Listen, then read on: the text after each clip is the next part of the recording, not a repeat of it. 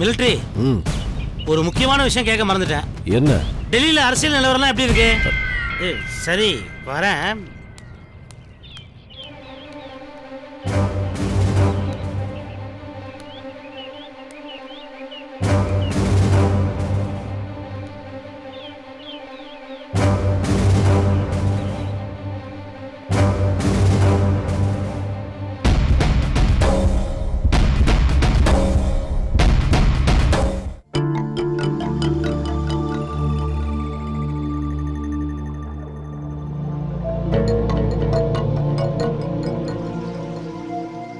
தங்கச்சிக்கிட்ட போய் இந்த விஷயத்த சொல்லி அவ எப்படி தாங்கிக்குவான்னு எனக்கு தெரியலையே. அதை நினைச்சாதான் எனக்கு கவலையா இருக்கு சிவா. உங்களுக்கு உங்க தங்கச்சி மேல எவ்வளவு அன்பு பாசம் இருக்கோ அதே அளவு எனக்கு என் அம்மா மேல இருக்கு. இந்த விஷயத்த எவ்வளவு பக்குவமா கையாள முடியுமோ அவ்வளவு பக்குவமா கையாளுறேன்.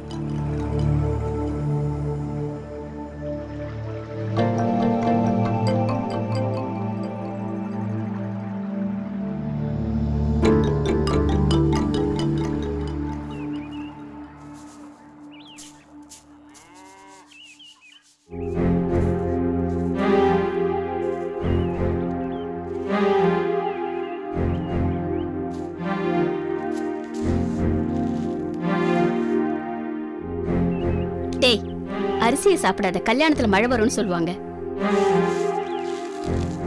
அம்மா அம்மா. என்னப்பா? உங்ககிட்ட ஒரு விஷயம் பேசணும். என்ன சொல்லு. அம்மா, எப்படி சொல்றதுன்னு புரியலம்மா. நான் சொல்ல போற விஷயம் உனக்கு அதிர்ச்சியா இல்ல ரொம்ப அதிர்ச்சியா இருந்தா கூட இருக்கும். எதுக்கு இப்படி சுத்தி வளைக்கிற? நீ எனக்கு அதிர்ச்சி கொடுக்கறதுன்னு முடிவு பண்ணிட்டல்ல, அப்புறம் தயங்கினா என்ன அர்த்தம்? பரவாயில்ல சொல்லு. அம்மா, அது வந்துமா அப்பா. ஐயோ தங்கமணி, நான் மோசம் போயிட்டேன்டி. நான் மோசம் போயிட்டேன்டி. என் வாழ்க்கை இப்படி ஆயிடுச்சேடி. இனிமே நான் என்னடி பண்ணுவேன்? ஐயோ வனஜா, என்னாச்சு? என்னாச்சு? பதட்டப்படாம சொல்லு. முதல்ல அழறத நிறுத்து. முடியாது தங்கமணி. இனிமே என் கட்ட காடு போற வரைக்கும் அழறத தவிர வேற வழியில தங்கமணி. அப்படிலாம் பேசாத. என்னாச்சு சொல்லு. என் வீட்டுக்காரரு பாவி வீட்டுக்கு வந்து 1 மாசம் ஆச்சு. தஞ்சாவூர்ல ஒரு சிறுக்கிய சேர்த்து வச்சிருக்காருன்னு அரச புரசலா கேள்விப்பட்டேன்னு நான் உங்ககிட்ட சொன்னேன்ல. அது உண்மைதான் தங்கமணி. அந்த கன்றாவிய நானே என் கண்ணால பார்த்தேன். அங்க இங்க கடனை வாங்கி தஞ்சாவூர்ல அந்த ஆளை பார்த்து வாயா வீட்டுக்குன்னு சொன்னா என் தலைமுடிய புடிச்சு அந்த சிறுக்கி முன்னாலே நான் அடிக்கிறான். செய்யற அசிங்கத்தையெல்லாம் அவன் பண்ணிட்டு என்ன அசிங்க அசிங்கமா கேக்குறான். இந்த அநியாயத்தை கேட்கறதுக்கு ஆளே இல்லையே தங்கமணி. அம்மா, கொஞ்சம் பொறுமையா இருங்க. நம்ம ஊர் பஞ்சாயத்துல ஒரு கம்ப்ளைண்ட் கொடுக்கலாம். வேண்டாப்பா வேண்டாம். இது ஊரெல்லாம் வேற சிரிக்கணுமா? ஏன் வனஜா, நான் அன்னைக்கே சொன்னேன்ல, உன் புருஷன் கிட்ட கேளு, இது ஆரம்பத்திலே கிள்ளி ஏறின. நீ கேட்கவே இல்ல. இப்ப வளர விட்டு அழுது என்ன பிரயோஜனம்? இவனை நம்பி 1க்கு 3 பிள்ளைய பெத்துட்டேனம்மா. இவ்வளவு அநியாயம் பண்றானே பாவி. என் பிள்ளைங்களுக்கெல்லாம் நான் எப்படிமா கஞ்சி ஊத்துவேன்? பேசாம நானும் என் பிள்ளைங்களும் நாண்டுகிட்டு சாக வேண்டியதுதான். என்ன பேச்சு பேசுற? வாய் மூடு. சரிம்மா, தஞ்சாவூர்ல எங்கன்னு சொல்லுங்க, நான் போய் பேசி பாக்குறேன்.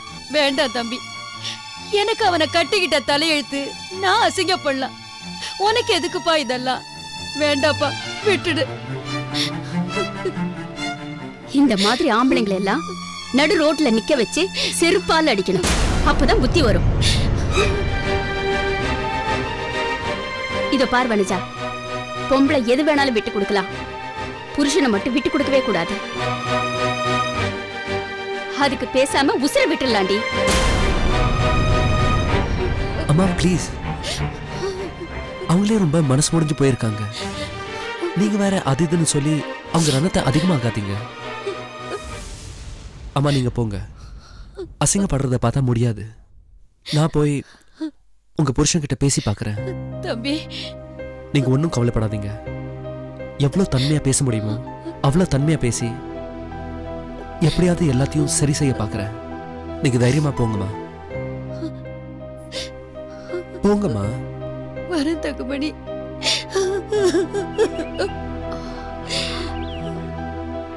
சிவா, இதுல எதுக்கு வீணா தலையிடுற?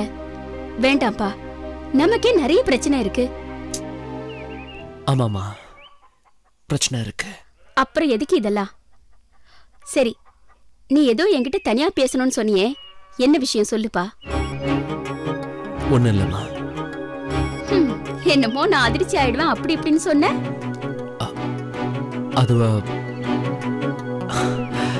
அது ஒண்ணும் இல்லம்மா. என்னாச்சு இவனுக்கு? கொஞ்ச நாளாவே மந்திரிச்சு விட்ட மாதிரி திரியறான்.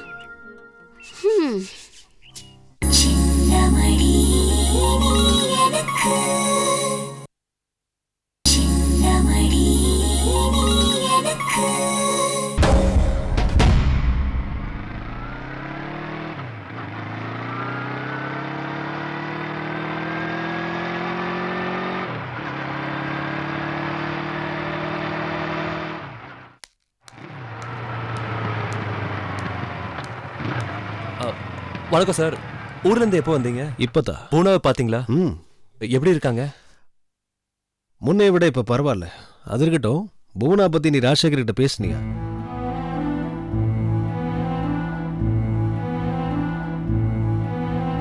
நீ பேசிருக்க மாட்டேன்னு எனக்கு தெரியும். ஆரம்பத்துல இருந்து நான் உன்னை நம்பல. சரோஜா தான் முட்டாள்தனமா உன்னை நம்பிட்டு இருந்தா. நம்பிக்கை துரோகம் பண்ணிட்ட நீ. நீங்க நினைக்கிறது தப்பு. நான் பேசணும்னு தான் நினைச்சேன். ஆனா என்ன ஆனா ஆவண்ணா? பேசலன்னு ஒத்துக்க. நம்பிக்கை துரோகம் என்ன உனக்கு புதுசா?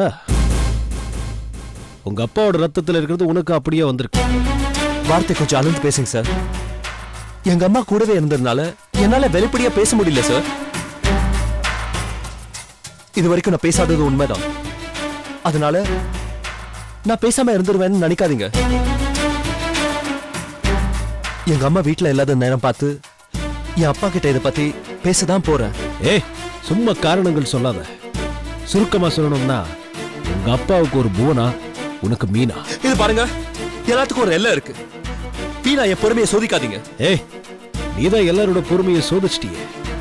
நீயும் ஒரு பொண்ணு சேர்ந்து இருந்த போட்டோ நான் பார்த்துட்டேன்.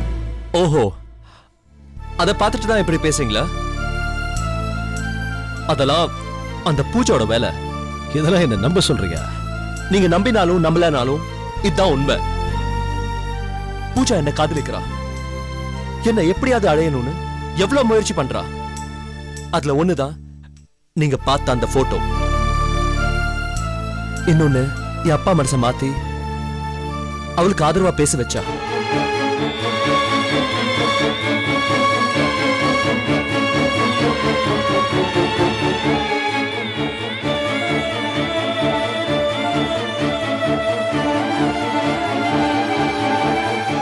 நீ சொல்ற விஷயத்தெல்லாம் நான் நம்புறேன். பூஜா உன்னை காதலிச்சாங்கிற விஷயம் எனக்கு ஏற்கனவே தெரியும். உன்னை அடையிறதுக்காக அவ அப்படி செஞ்சிருக்க. என்ன நம்பினதுக்கு ரொம்ப நன்றி சார். சிவா, உங்க அப்பா திருந்தி உன் வழிக்கு வரணும்னு நீ நினைக்கிறியா? அதுல சந்தேகம் வேண்டாம் சார். அப்படின்னா புவனா பத்தின உண்மைகள் எல்லாருக்கும் தெரியணும். அது உன்னால மட்டும்தான் முடியும். உங்க அப்பா பத்தின உண்மையை நீயே சொன்னா அதை எல்லாரும் ஏத்துப்பாங்கல்ல. என்ன யோசிக்கிற? கடைசி வரைக்கும் நீ உறுதியா இருக்கணும். அதான் முக்கியம். கவலைப்படாத. இந்த ராஜதுரை உனக்கு துணையா இருப்பா. வர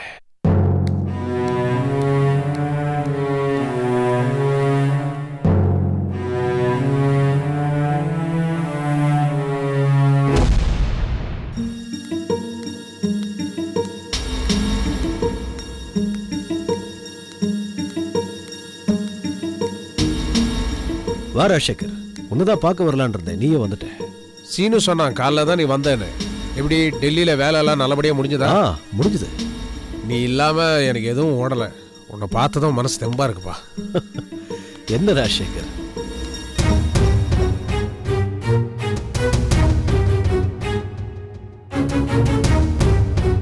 என்ன ராஜசேகர், எப்பவுமே தெம்பா இருப்ப, ஏன் இப்படி சோர்ந்து போய் பேசுற?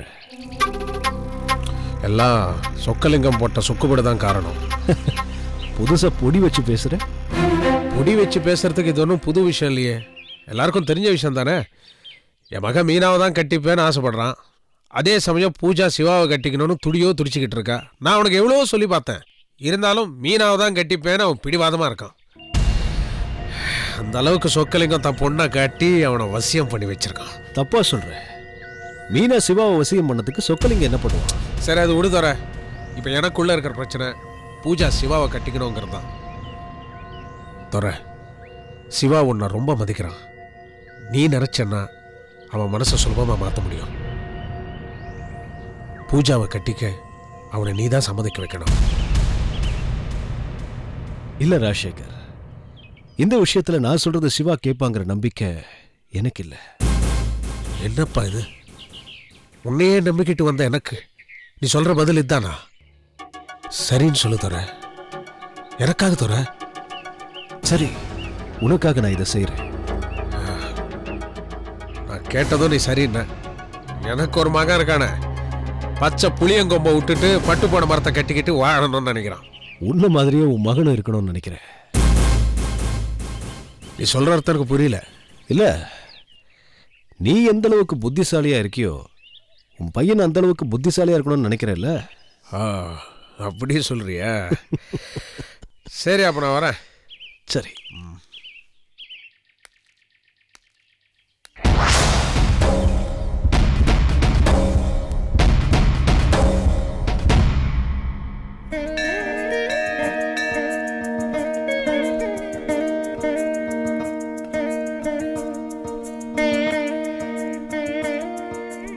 என்னத்த அப்படி பாக்குறீங்க?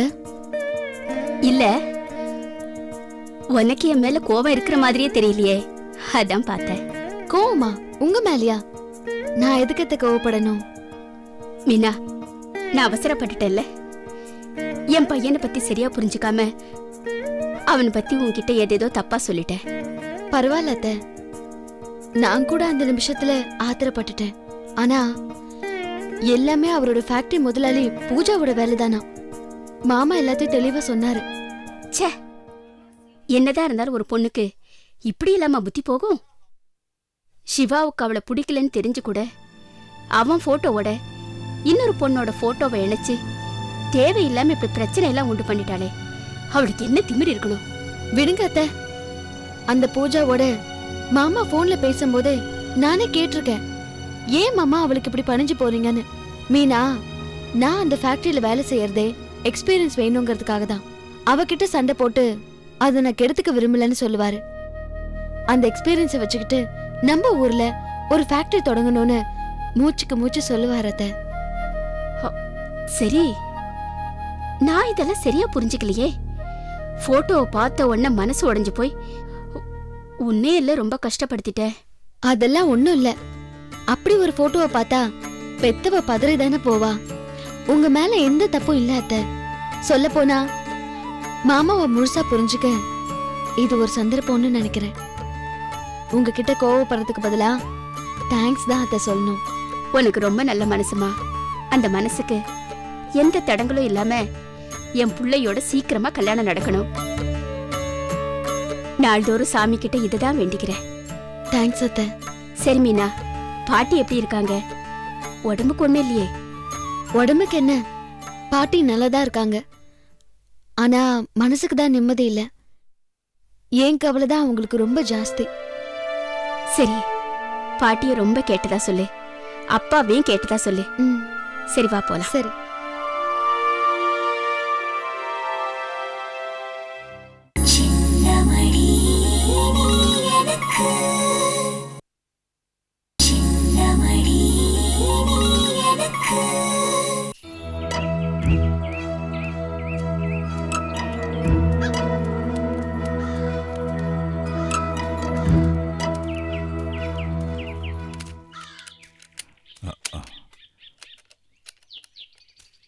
ராஜசேகர்,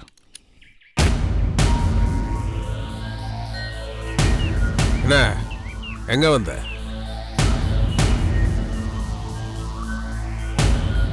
உங்ககிட்ட பேசிட்டு போகிறதுக்காக தான் வந்திருக்கேன். என் எதிரிக்கு என் வீட்டு வாசப்படி மிதிக்கிற தகுதி இல்லாதப்போ பேச்சனை வேண்டி கிடக்கு. இதை பாரு ராஜசேகர், உங்ககிட்ட சண்டை போடுறதுக்கோ பிரச்சனை பண்ணுறதுக்காகவோ நான் இங்கே வரல. ஒரு உண்மையை சொல்கிறதுக்காக தான் வந்திருக்கேன். உண்மையா? ஓவாயிலேருந்தா ரவார், உங்ககிட்ட நான் எதுவும் பேச தயாராக இல்லை. வந்த வழியே திரும்பி போயிடு. அவசரப்படாத ராஜசேகர், நான் இங்கே வந்தது உனக்காக, உன் குடும்பத்துக்கு நல்லது பண்ணணுங்கிறதுக்காக தான். ஆஹா, உன்னை இப்படி சொல்லி சொக்கலைங்க இங்கே அமிச்சானா? நீ இப்படி சொன்னதும் அதை நான் கேட்டு மயங்கி உன்னை வரவேற்று கூட உட்கார வச்சுப்பேன்னு சொக்கலைங்க சொன்னானா உனக்கு? யார் சொல்லியும் நான் இங்கே வரல. நான் இங்கே வந்தது உனக்கு நல்லது பண்ணணுங்கிறதுக்காகத்தான். நீயும் சொக்கலிங்கமும் சேர்ந்து இந்த ஊருக்கு பண்ண நன்மை பார்த்தாதா? எனக்கு வேற தனியா நன்மை செய்ய வந்துட்டீங்களா? பதவி ஆசையில ராஜதுரையை கடத்திட்டு போனதே நீங்க தானே. காத்தி மேல படுறதே பாவம். போது நிறுத்து ராஜசேகர், நீ தலையில தூக்கி வச்சிட்டு இருக்க ராஜதுரை. அவன் உனக்கு பண்ற துரோகம் உனக்கு தெரியுமா? இப்பதான் புரியுது. ராஜதுரை மேல புலிதி வாரி வீசதான் வந்திருக்கியா? நீ சொல்றதெல்லாம் நம்பிடுவேன் நினைக்கிறியா? இதான் இந்த ஆத்திரம் தான் ராஜசேகர் உன் கண்ணை மறைக்குது. நீ நினைக்கிற மாதிரி ராஜதுரை உனக்கு நல்லது பண்ணணுங்கிறதுக்காக உன் கூட இல்ல, உனக்கு கெடுதல் பண்ணணுங்கிறதுக்காக தான் உன் கூட இருந்துகிட்டு இருக்கான். அப்புறம் இத பார், நீ என்ன கிண்டல் பண்ணாலும் எனக்கு அதை பத்தி கவலை கிடையாது. ஆனா ஒண்ணு மட்டும் தெரிஞ்சுக்க, பழைய விரோதத்தை மனசுல வச்சுக்கிட்டு உன்னையும் சொக்கலிங்க ஐயாவையும் பழி வாங்கணுங்கிற ஒரே காரணத்துக்காக தான் உங்க 2 பேருக்கு நடுவுல இருந்துகிட்டு அவன் பிரச்சனை பண்ணிக்கிட்டு இருக்கான். அது மட்டும் இல்ல, நாங்க யாரும் அவனை கடத்தவே இல்லை. இது அவனாவே அரங்கேத்திக்கிட்ட ஒரு நாடகம். அதோட உச்சகட்டம் தான் அவன் குடிசைக்கு அவனாவே தீ வச்சுக்கிட்டது. இதுல பணத்தாசை பிடிச்ச மச்சான வேற கூட சேர்த்து வச்சுக்கிட்டு இருக்கான். இதெல்லாம் நான் நம்பலன்னு சொக்கலிங்க கிட்ட போய் சொல்லு. ராஜசேகர், இவ்வளவு நேரம் நான் சொன்னதை நீ நம்பலனாலும் எனக்கு கவலை இல்லை. ஆனா இப்போ இதை நீ நம்பித்தான் ஆகணும். வாங்கி படிச்சு பாரு.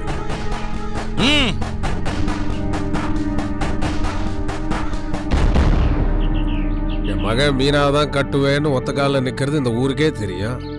அவன் போய் ரிஜிஸ்டர் ஆஃபீஸில் அவன் பேரையும் மீனா பேரையும் ரிஜிஸ்டர் பண்ணதில்ல. ராஜதுரை என்ன செய்வான்? அவசரப்படாத ராஜசேகர், அந்த ரசீதுக்கு கீழே சாட்சி கையெழுத்து யார் போட்டிருக்காங்கன்னு பாரு. முதல் சாட்சி ராஜதுரை, 2வது சாட்சி சரோஜா. என்ன இவ்வளவு நேரம் வீராவேசமா கத்திக்கிட்டு இருந்த? இப்ப எங்க போச்சு அந்த வீராவேசம்லாம்? கடல்ல விழுந்த மழை மாதிரி வீணா போச்சா? ராஜசேகர், அந்த ராஜதுரையோட ரெட்ட வேஷம் உனக்கு புரியணுங்கிறதுக்காக தான் அந்த ரசீதோட காப்பியை கொண்டு வந்து உங்ககிட்ட கொடுத்தேன். இது பார், சொக்கலிங்க ஐயா சொக்க தங்கம். அவரை பழி வாங்குறதா நினைச்சுக்கிட்டு உயிருக்கு உயிரா காதலிக்கிற சிவா மீனாவோட காதலை பிரிச்சிடாத. அந்த பாவம் உன்னை சும்மா விடாது.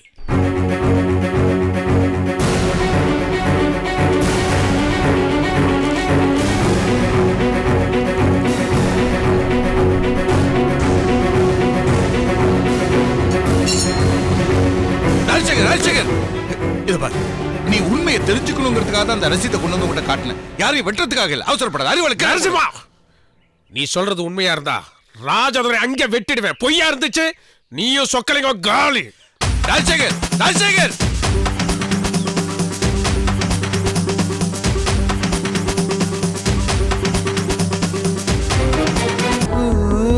மின்னல் ஒளி விழியாலே நெஞ்சை நீ திறந்தா, சின்ன சின்ன கூடலோடு சிரிக்க ஏன் மறந்தா, கண்ணில் நிறைந்த கன்னி தமிழே உள்ளம் கலங்காதே, கண்ணில் நிறைந்த கன்னி தமிழே உள்ளம் கலங்காதே, உன்னையல்லாமல் வேறு உறவும் என்னை சேராதே, காற்றும் நானும் காத்து கிடந்த தனிமை தீ